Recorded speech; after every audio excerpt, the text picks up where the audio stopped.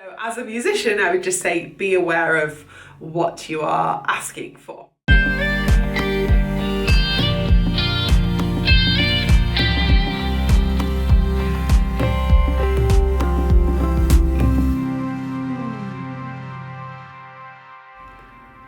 Welcome to the Girly Organist podcast, episode 5, where we discuss insider perspectives and practical processes in academia, church music, and the creative arts. I'm Dr. Rebecca Rockpotty. I'm an academic in the UK in a university and director of music in the Anglican Church at Lancaster Priory, and a creative artist, composer, installation artist, all sorts of creative projects and ventures. So today's topic is, should church musicians be paid? Now this is a really interesting, huge area. We're probably not going to get all the way through every thought that exists on this topic, but I thought we can try and have the conversation just a little bit. So, should church musicians be paid? So my experience growing up of church music is that I grew up in a Brethren church and then conservative evangelical denominations, which are the groups of churches, and like playing in church for worship was always something that was a gift to the community, to the congregation, to the church, to God, and it was definitely not something that was like a paid job for the most part. I think that's perhaps changed over the last 20 odd years in particular, where like worship pastors or music ministers, as they're called in the evangelical church, the sort of the rise of Hillsong and those sorts of mega churches, etc. Like that has become a paid role, but on the ground, on a sort of more local or city level, those are things like being in the worship team or being in the choir or like contributing to church life musically is something that is very much a voluntary aspect. Now, I don't think that there's anything wrong with it being a voluntary aspect at all. I think there's just an interesting conversation around, if you are a musician and that is how you earn your living, that's kind of where the lines get a little bit blurred perhaps. So, how did I get into being a paid church musician? Well, up to the age of 19, I had played in church a lot. Like every week, I'd gone to summer camps where I had played, and joined in with the music there. And it had always been, as I say, in a voluntary capacity. Then a close family friend auntie, is a clergy in the Anglican Church. And when I was 19 years old, I was studying in conservatoire as a pianist, and she was like, "Oh, will you come and play for some services?" And I was like, yeah, of course, great. And then she's like, "Oh, we'll pay you." And I was like, "Oh, no, I'll just come and do it to help you." Because in my sort of frame of reference, this is something that you do as a service to the community and to be, to use your gifts and share your gifts. And so she's like, no, we'll pay you to do it, because in the Anglican Church, this is something that on the whole, people get paid to do. Well, my mind was blown. I was like, really? Like, people get paid to play in church? You get paid to play hymns? Seriously? So I was going there for maybe about 18 months and playing for their evening services once or twice a month. And then the word spread that, oh, there's this pianist. But it didn't just spread to the Anglican churches, it also spread to the Methodist churches and to some of the congregational churches and some of the little chapels, gospel chapels, etc. And so I ended up on what I like to think of as bank, a little bit like nurses could be on bank, where they might be moving from hospital to hospital. So I ended up playing for morning and evening services on bank, and basically made myself a rota of churches that I would go around every month and play for services. Now, this, as a musician, was great for my musicianship, I will say. I had to learn about all the different denominations, different types of service, different styles of worship. It really expanded my knowledge of church music in the broadest sense, just because you were using so many hymn books and different liturgies, and the order and structure of services was different, and congregation's expectation of the music and the way that functioned in the service was different. So it was a good experience in that regard. However, at that point in time, I was earning the majority of my income while I was a student from working with the local music service, going around schools, and I was kind of getting to the point where it wasn't my favourite thing to do. If you know, you know.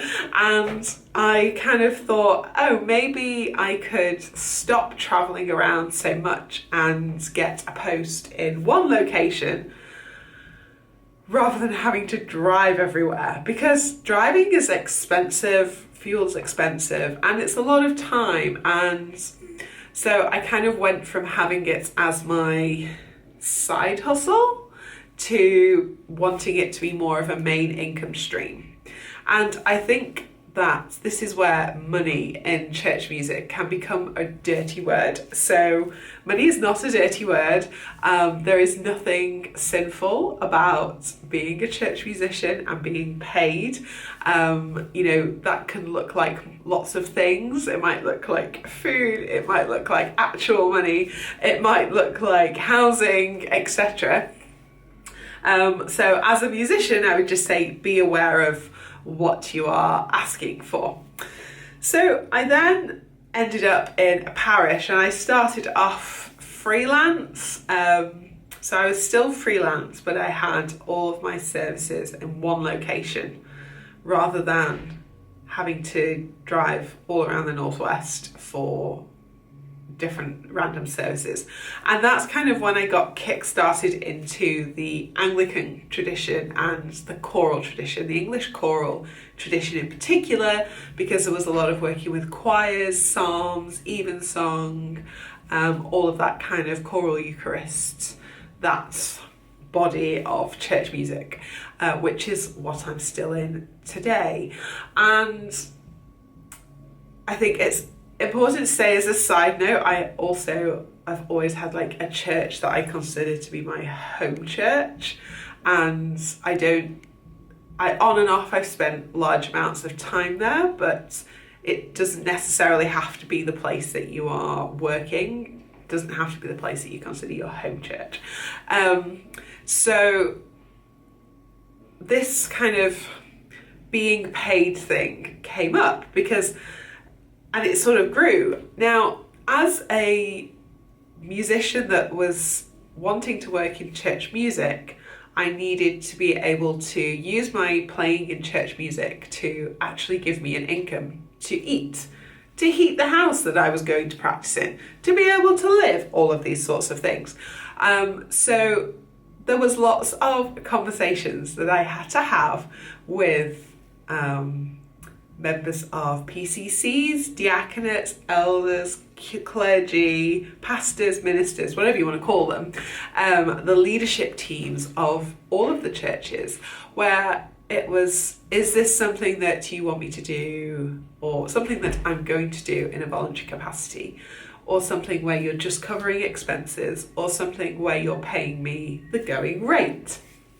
Now, one thing that I learned quite early on is that as a musician, I assumed that these leadership bodies would have an understanding of how much it costs to have a musician in church. Boy, was I wrong. So I would say this is aimed at people who are musicians, not aimed at people that work in churches, because actually, don't be disappointed if your expectations are met if you haven't communicated your expectations clearly.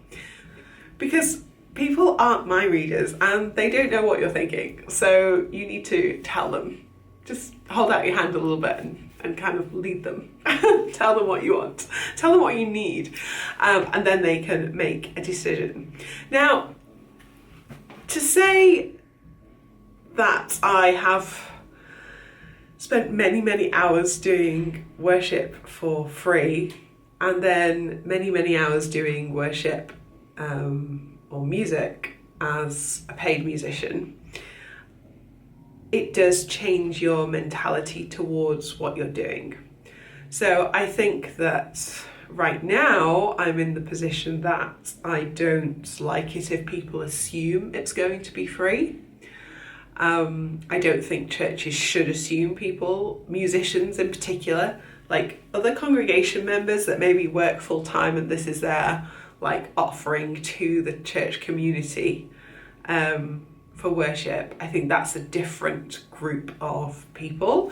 Whereas I think if you're a musician, churches often assume that you will do it for free when actually maybe you can't afford to do it for free. So now I'm very much like upfront about that as a conversation and communicating. And this can be like done gently. It doesn't have to be done sort of in a pushy way, but like communicating to your, like to the leadership team, oh yes, I'm coming to help you, or no, I don't expect any sort of expenses or payment for this, or yes, I'm going to come and volunteer. Like there's words that you can use, buzzwords, that will communicate that in a kind of soft way. So I suppose I'd say have the conversation. Don't feel resentful, because the resentment is real when you are, waking up early on a Sunday morning to go to a church where they haven't told you the hymns, you don't know where it is, it's in the middle of nowhere, it's freezing cold in the middle of winter, and you are essentially sight reading all of the music and you're just having to go with the flow because you don't know what's going on. And then you expect to be paid, let's say £60, and they go, oh, here's 15 for your trouble. That was nice. Like, it can really grow into a resentment, and I think that we never talk about that in church music. And so just be aware that actually that resentment isn't necessarily usually caused by the other person. It's caused by your expectations not being met. And that's where the disappointment and resentment sort of builds from. But if we're not communicating exactly what it is that we feel we need, then that's on us. I hate to say it, but it's on us. So I then have moved to one church and was working there, and then went to the cathedral where I was kind of more in a fixed term sort of contract for a specific amount for X amount of services, etc. And then after that I am now, most recently I am in an actual employed job, and with all that goes along with that. So I am an employee of the Priory. Because it's a greater church, cathedrals, greater churches can work in a different way to local parish churches, etc. Just because usually it's they can access funding differently. So as a church musician who has played for free, volunteered weeks, months, hours of time all over the world actually at this point, playing music in services and on Bible camps and clubs, etc. Having also travelled extensively to play for services, sometimes for just that expense to be covered at like, I don't know, 15p a mile or whatever it is, to then having fixed term contracts, to then being employed. The thing that I would say is, like, know what you need from it as a musician, first of all, and make sure you communicate that. And it's always good to put stuff in writing too, just so you've got that as like a log of what's been said or agreed. And don't assume that the people you're speaking to actually know anything about church music and how much they should be paid, because they don't. The Musicians Union exists for a reason. The Royal School of Church Music rates list, etc., exists for a reason. So if you are going to be playing in church, there is nothing wrong with giving your gifts to the Lord, if you want to think of it like that. There is also nothing wrong with being paid. Just be aware of what you need to get out of it, or what you want to get out of it, and then set your expectations and manage others people's expectations from day one. Seize the day.